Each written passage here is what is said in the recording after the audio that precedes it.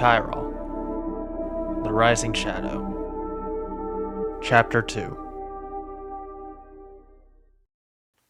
The morning sun rose above the temple, its light casting a golden glow over the plains of Tython. Over by the Seeing Stone sat Kyrol and Dasha, watching the rising sun. Her head was resting against his shoulder while they softly held each other's hands. After the weeks apart, this was just what they needed. Ugh, it's nice to be home. I missed you, Bantha Brain. They turned, looking into each other's eyes. Kyrol moved a small bit of her hair and placed his hand on her cheek as the two leaned in and kissed. After a moment, they broke the kiss as Dasha pulled out her datapad. So, I managed to find something about Juster in the temple archives. Kyrol gives her a look that is both surprised and confused. Wait, so you found something on Justra in the temple archives? We searched there for 2 years and couldn't find anything. Dasha gives him a cocky grin, the same grin that Kyrol had grown to love. I used Master Gartev's access code. How did you even get that access code? It wasn't that hard. She kind of made it obvious when she mentioned something about the Great Galactic War. Then I used it to find the date that matched, and boom, I got the code. Kyrol couldn't help but laugh. When Dasha pays attention, she could figure out anything, even to the smallest detail. You may have psychometry, but I have special skills of my own. Anyways, listen to this. Juster wanted to mix other teachings in with the Jedi, combining techniques into one style. She even tried to learn magic from the Night Sisters. Bet that didn't go over well. It didn't, but there's something else. She also had a fascination with dark side cults. Kyrol's eyes grow wide in surprise. Wait, she knew about dark side cults? Yeah, she was investigating some kind of cult or something before she went missing. 10 years later, they found her ship, but it was badly damaged, and Scout was powered down. Well, guess we have something else to investigate then. Agreed. The pair continued to talk while watching the rising sun. So Liam had just left before I arrived? Yeah, I didn't get much time to speak with him before he was sent back to the Outer Rim. From what Liam told me before he left, a group of Mandalorians joined Ragnos and began bombing random targets. It's only been 3 months, and yet he's sent out more times than any other Jedi. I know. I don't like it. He needs a break, but I think he's doing it voluntarily. Liam took the Senate bombing hard. He feels responsible. I've told him that this wasn't just his fault. We all feel responsible, yet he wouldn't listen. I swear sometimes he's... As stubborn as a rancor? The two shared a laugh, knowing even Liam would agree with that assessment. Oh, did you hear that Master Elazar is now leading the 77th Sky Corps? I thought that was Liam's division. It was, but the Council wanted Master Elazar to be the general due to his experience. How did he take it? Honestly, pretty well. I think it just removed some of the stress that he's been dealing with. I just hope this conflict will end soon. I mean, what does Ragnos even have to gain from this? They're just killing and destroying everything in sight. And neither Don, Wynn, nor the assassin have been seen since it started, hiding like the cowards they are. Kyrol clenched his cybernetic hand tightly as he thought about the masked figure. Despite it being 2 years ago, he could still remember it like it was yesterday. Whenever he was practicing by himself, he would always think about the figure and how one mistake cost him. Sensing his anger, Dasha placed her hand on his and looked into his eyes. Her presence could always calm him down. So, have you taught anyone else the combined repulse besides myself and Liam? Well, after much trial and error, I taught Master Kazina the technique. Seemed only fitting since it came from her book. So, how many errors? As she nudged his shoulder in a playful manner. Oh, you don't want to know. They both softly chuckle with the sun now fully risen, its golden glow shining ever bright. Why don't you teach me, Master Novak? Kyrol gets up from the edge of the hill, with Dasha following suit. You already know it, Gundark. Besides, we should be heading back to the temple for training. Dasha playfully pushes Kyrol and pins him to the Seeing Stone, holding both of his arms against the smooth rock. Why don't you teach me again? I could be rusty. Kyrol smiles as the two kiss while she lets go of his arms. Kyrol places his hand around her waist. Out of nowhere, the Seeing Stone activates, the ancient markings glowing a majestic blue color. The young couple were so focused on each other to notice until there was a white flash followed by a strange vision. They saw another Jedi temple, but it looked completely different. It looked like it was made out of stone, and inside stood a creature neither of them recognized. It quickly changed into some kind of ancient facility. It was old. Older than anything Kyrol or Dasha had ever seen. It changed again. This time, they saw a stasis pod. And as they approached, a hand from inside the pod touched the glass, and with a white flash, the vision ended. The two stared at each other in shock, full of mixed emotions, trying to process what they had just seen. Dasha pointed at the stone, and Kyrol turned his head to see the glowing ancient writing just as it fades away. Before the two could even talk about what they saw, Kyrol's communicator goes off.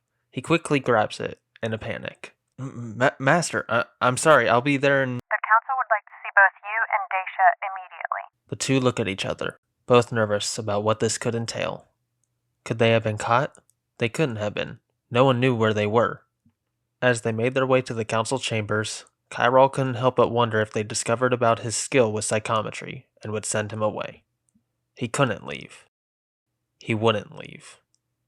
Exiting the turbolift, they see Master Kazina waiting for them. She ushers the pair into the chambers before they could even utter a word. All members of the council were present, including Grand Master Fae Coven. Upon their entry, all the masters looked at the Padawans, though it was impossible to tell what they were thinking. Something in the back of their heads told them that they had been caught. Somehow, they had been caught. Where's Master Harkin? We sent him to Nar Shaddaa to gather intelligence on the Hutt cartel, but that is not why we have summoned you both. A few minutes ago, the Seeing Stone was used and set on a massive surge of false energy. You two were at the center of that energy. We need to know what happened. Kyrol and Dasha looked at each other, and without saying a word, they knew what the other was thinking. Well, we were trying to get some early practice in, working on our endurance. That's when we stopped at the Seeing Stone to catch our breath, and next thing we knew, we had a vision of some kind. All the masters looked at each other, deep in thought. It wasn't a coincidence that the Seeing Stone was activated, but it couldn't have been the Padawans. That much they were sure of. Was this vision like the ones you receive using psychometry? Kyrol stood there frozen in shock at what he heard. They knew about his ability, but how was that possible? He did his best to keep it hidden, and he knew his master or his friends wouldn't tell anyone. Sensing his concern, Master Coven leaned closer. What's wrong, Kyrol? We can all sense it. How did you know I had that ability?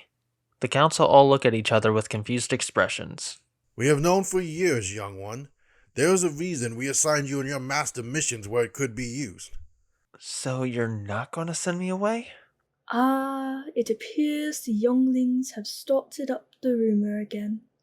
We will have to address that later.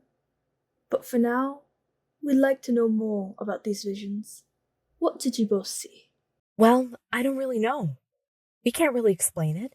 It all happened so fast. I might have seen some kind of ancient facility, but I'm not sure. I think I saw a Jedi outpost of some kind, but it looked different compared to any other I've seen. Once again, the council looked at each other, all coming to the same conclusion. We would like to enter your minds to see this vision for ourselves. Perhaps we will be able to piece it together. However, we will not enter your mind without your permission. Kyrol and Dasha get visibly nervous, with Dasha even fidgeting with her Padawan braid. The rest of the council assumed it was due to the thought of having their minds being probed, but Master Kazina could tell there was something else. But what was it? The way the pair interacted with each other felt very familiar to her. The two nod their heads in agreement as Master Coven gestures for them to sit. Very well then. Please, sit down and try to focus on the vision. I would recommend that you both hold hands. It could provide a stronger link as you both experienced it together. The Padawans did as she instructed and held hands. In a strange way, this helped calm them down, but at the same time, makes them even more nervous. The entire council and Master Kazina moved around them, placing a hand on one of their shoulders as they all closed their eyes.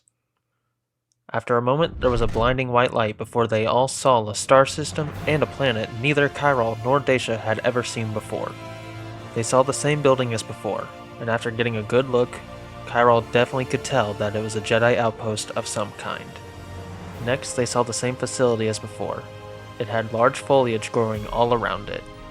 In a quick flash of white light, they saw the same stasis pod as before, but this time they could see who was inside it. A female Mary Allen. Dasha tried to move closer out of curiosity, but their eyes shot open as the vision came to an end. While everyone else was distracted, Master Kazina delved further back into the Padawans' minds. Normally, she would never do this, but she had to be sure. She saw Kyrol and Dasha's first time at the Seeing Stone, the pair sitting on the abandoned building's rooftop during their time on Corellia, which quickly shifted to the pair holding each other's hands and slowly kissing for the first time. At the same time, they all pull out of their visions. Everyone is more confused than ever before, but for different reasons. We need a moment to discuss what was seen. The three of you will need to wait outside. The three bow in respect. Kyrol and Dasha taking a seat while Master Kazina just stares blankly at the Tython landscape, the sun's golden glow slowly dissipating into a white color. Both Padawans were scared that they had been found out, but Master Kazina's look and posture catches Dasha off guard. Is she okay? Kyrol turns around, seeing her strange posture and look. He had never seen it before, and it worried him. Just as he was about to ask her, the three are once again summoned inside the council chambers. After much deliberation and discussion, we have determined that the Force is guiding you both specifically for this journey. Even though you're both Padawans, we all believe you are ready to face the challenge together. Head to the briefing room. There you will learn all the information needed for this assignment. Good luck, Padawans, and may the Force be with you. The two bow before leaving. Anything on your mind, Shara? You seem troubled. It's nothing, Master. Merely a master's concern for her apprentice. Master Coven nods in understanding as Master Kazina leaves as well. Inside the briefing room, the Padawans are looking at a hologram of the Enclave from their vision. The Baxara Enclave was established by Jakob, and it has become one of the Order's most important outposts. The Enclave has already been informed of your impending arrival. They have agreed that you can stay for as long as your journey requires. Oh, and here are your clearance codes for when you arrive. The hologram flickers off as the Padawans and Master Kazina make their way to the hangar. The temple was still thriving despite the conflict going on throughout the galaxy. Padawans and younglings were still training as hard as ever. Looking out one of the large windows, Kyrol spotted members of the 53rd playing a variation on Hutball. Entering the hangar, they saw starfighters and transport ships either landing or taking off. Master Harkin and I were going to wait to give you these, but it looks like you'll be needing them. She moves out of the way, and in front of them were two new Liberator-class starfighters. Both Padawans' eyes grow wide in amazement. She points to which one is theirs as the two gaze at their new starfighters. Kyrol's had a predominantly shiny silver color with dark blue paint around the edges. It also had gold highlights sprinkled around, with the symbol of the Jedi Order in gold. On the other hand, Dasha's starfighter was dark green with hints of bronze and white around the edges. It too had a symbol of the Jedi Order, though hers was bronze. Master, why are there astromech ports? Well, we wouldn't let you go anywhere without your own astromech. Now would we? She said with a grin as two astromech droids made their way towards them. One the two recognized all too well. It was Scout. The other one, however, they did not. This droid had a cone-shaped head. Both its body and head had a dark red color with shiny bronze accents. Kyrol, you will keep Scout as your personal astromech. I know the two of you have quite a bond. Kyrol smiled as Scout made her way over to her new master, who placed his hand on her head. Dasha, this is R1B3. He has a bit of a temper, so Master Harkin thought you two would get along. Aw, cute little droid. Dasha goes to place her hand on the droid's head, but he electrocutes her with his taser. She quickly pulls her hand back, shaking it from the pain. I told you. The Padawans do a final check of their vessels as the astromechs take their place. The pair hop into their respective starfighters and start the ion engines. You two be careful, and may the Force be with you. The two nod as they close their cockpit doors and take off. Just as they break the atmosphere, they see a Republic cruiser exiting hyperspace. After a closer look, they realized who it was. Now Leon comes back. Just our luck. I guess they'll have to wait till we get back. If he doesn't get sent off again. Well, here's hoping the Council will give him a break for once. R1, Scout, lock in the coordinates. Watching the cruiser enter Tython's atmosphere, the two looked at each other, both wanting to turn back now, but they knew they couldn't. They had to find out what was calling them, and why.